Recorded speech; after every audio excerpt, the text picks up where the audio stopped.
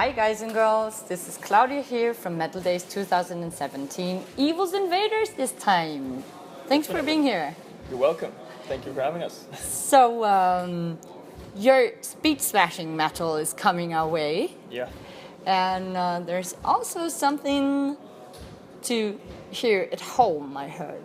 Like a record coming out. Can you tell me something about when it's coming out and what it's going to be like? Our second full-length album is going to be released in September, at the end of September. Our release party is the 30th of September in Belgium. Cool. So if people feel like going crazy, they can always show up. The ticket sale is already there, so they can just check it out on Facebook. Cool. Yeah. So what's the album called? It's called Feed Me Violence. Feed Me Violence. For people not listening to metal, you know, sometimes you get the feeling that, oh, these dressed guys in black and, you know, they all look so mean. But what is it you're expressing in your lyrics, really?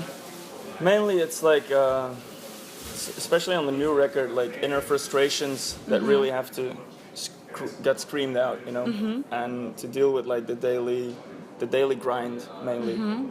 So things that really happen to you personally and that you find to cope with. Yeah.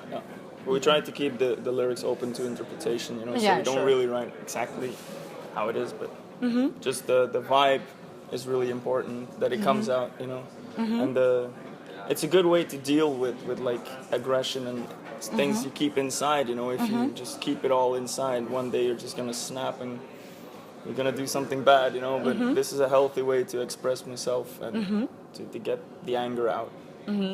And you feel with your fans that this is something to share. Oh yeah, definitely. I mean, we can feel it in our stage performances, you know, like we have a lot of energy on the stage and it really gets, I mean, like transposed to the crowd, you know. Cool. And that's really cool to see that they're going crazy as well. And I think it's cool for people to actually like have a moment where they can just like do whatever the fuck they want and just let it all out. And you can see it, and afterwards people are like, wow, this was amazing, it feels so good. And that's really great to hear it. It's therapy. Yeah, it's like therapy. Yeah. So when you're writing your lyrics and when you're writing the music, is it you writing the stuff or?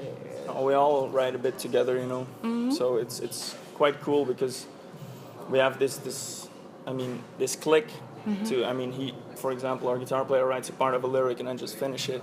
And it all fits together perfectly because he gets his side of the lyric in it, I get mine in it, and with the same words we can say different things.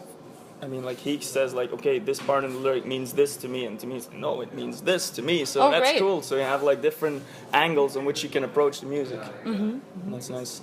That's cool. So at the moment you're playing here at the Metaldays. So what are your further plans? Further plans? Well, actually I'm gonna stay here this week. Cool. Yeah, to hang out a bit. And then we're playing some more festivals. Like we play the Stonehenge Festival this weekend in Holland, Netherlands. Alcatraz Metal Fest in Belgium. I'm really bad at remembering all of this, but there are a bunch. We already did a bunch. You know, just look at Facebook and you'll see. We'll be around. You'll be around. Quite everywhere, you know. Especially after the album gets released, we're gonna hit the road and just be all over the world. All over the place. No. So when you're around so much, what is the metal scene at your home place? What it's like? It's like a family? Is there a lot of thrasher bands? Well, in Belgium, it's a really small country, so I guess like everybody in the metal scene kind of knows each other or has seen each other before, you know. So that's kind of cool, and everybody's really open-minded. So I have a really cool vibe, really chill. And everybody seems to support what we're doing, and it's really great. I mean, every time we play, I mean, we see these people, and they're just going crazy. They're having fun. It's great, you know. And especially like if even here, you just see a lot of Belgian people, and I know all of them. That's great. Yeah, it's cool. So you have your fan base with you. Yeah. Also. Apparently, it wasn't planned, but they're here. So that's even better. Yeah. Better than planned. We just run into them. Right. Like, dude, you're here too. What the fuck? Hi. Yeah, it's Good cool. to see you. Yeah. Right. So, what do you think is it that makes somebody become an artist, or people figure that this person is an artist or rather not? It's hard to say what's an artist, you know. I mean, where do you draw the line? These days, if you shit on a plate and put it in a museum, it's art, you know. So, I don't know. Art is not really something that you can say like, okay, from this level, it's called art, you know. So I think everybody can be an artist as long as they do something to express themselves. So it's about the expression, not about what other people think about it? No, definitely not. I think even if a lot of people hate something you do, it can also be art, you know? I mean, it's not only what other people think, you know, because everybody's got an opinion on something. Oh yeah. Like you can't Definitely. have no opinion on something. I think No. it's hard, you know. We always it's have hard to some view on certain things, so it's definitely not about the people who check out what you're doing. It's what you're doing yourself. I mean, that's what I'm thinking. Like I write this music not because I want to write what other people want to hear. I want to just make good music and like.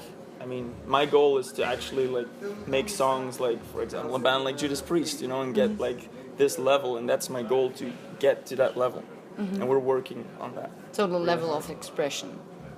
Expression and just quality of the sound, you know, the music. So when you're talking about the sound, is it your fingers or the gear or both? Everything together. It's even like who's mixing the end result in the studio, you know, because you can have perfect gear and make it sound like shit if you don't know what you're doing. You know? You can be the best guitar player, but if you don't have a good sound, you're still gonna sound like shit. So is there anything special on your gear, or? Not really. We just fuck around until it sounds good. We don't really know what we're doing ourselves. We're just like, yeah, this, maybe a bit more of that. Yeah, good. No, wait, maybe this. Whoa, yeah, that's it. Yeah. You know, yeah. That's how it goes. Sometimes the other people tell you, no, that doesn't sound good, try this, or they don't. Yeah, sometimes. I mean, we have our own sound guy. Oh yeah, cool. Who does our live sound and our studio stuff as well. And I really think it's important to hear his opinion, because he knows more about frequencies and stuff. I don't know anything about the theory of recording music. But he does. He does. So that's cool. You know, I can say like, I want this vibe, I want it to sound like that. What do you suggest? And he's like, maybe a bit more mids in the guitar, or high mids. And I'm like, yeah, whatever. Okay. And I'm like, no, I don't like that. Take it away, you know, and just see, like, to make it fit. Find a mid ground between like the theory and the actual feeling that gives you goosebumps. You know? Oh yeah. So when you're on stage, is it like you become someone else, or is it still you? Or? I mean, I'm a quite calm person in general, but as soon as I hit the stage, the adrenaline kicks in, and I just go. I mean, all the inner anger just comes out, you know. Well, now I'm kind of controlling it. Thank you. Yeah. So I don't have to be afraid. Would be of hard you. to film if I don't. Oh yeah, probably.